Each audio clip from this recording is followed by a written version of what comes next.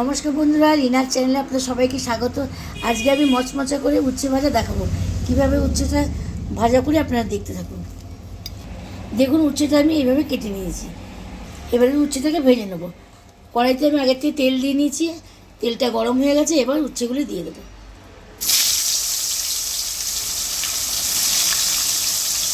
এটা কিন্তু নর্মাল উচ্ছে ভাজা হবে না, এটা একটু মচমচে করে হবে। আপনার ভাজাটা দেখতে থাকুন। সামান্য হলুদ দিয়ে দিলাম, সামান্য লবণ দেবো, বেশি দেবো না।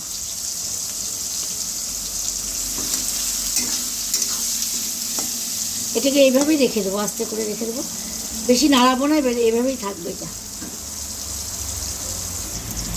উচ্ছেটা কিন্তু আমি পাতলা পাতলা করে কেটে নিয়েছি, হ্যাঁ, বেশি মোটা করলে হবে না, একটু পাতলা পাতলা করে কাটতে হবে, তাহলে সুন্দর ভাজাটা হবে। বন্ধুরা, এতে কিন্তু একটু তেলটা বেশি দিতে লাগবে।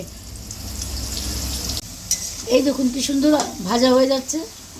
এভাবেই ভাজা হয়ে যাবে, মচমচা হয়ে যাবে একদম। এইভাবে ভাজলে পরে তেতোটাও কম লাগবে। আর যারা তেতো খেতে ভালোবাসে না তারাও এটা অনায়াসে খেতে পারবে, আর বাচ্চারাও ভালোবাসবে। এই দেখুন এবার হয়ে গেছে। এবার আস্তে করে তুলে নেবো, তারপরে আপনাদেরকে দেখাচ্ছি। দেখুন বন্ধুরা, কি সুন্দর মুচমুচে করে ভাজা হয়ে গেছে। আমি আপনাদেরকে ভেঙে দেখাচ্ছি, টুকরো করে দেখাচ্ছি। দেখুন, এই দেখুন মুচমুচে ভাজা হয়েছে। খেতেও খুব ভালো লাগবে। যে কাঁচা লঙ্কা দিয়ে খাবেন, দেখবেন খুব ভালো লাগবে গরম ভাতে।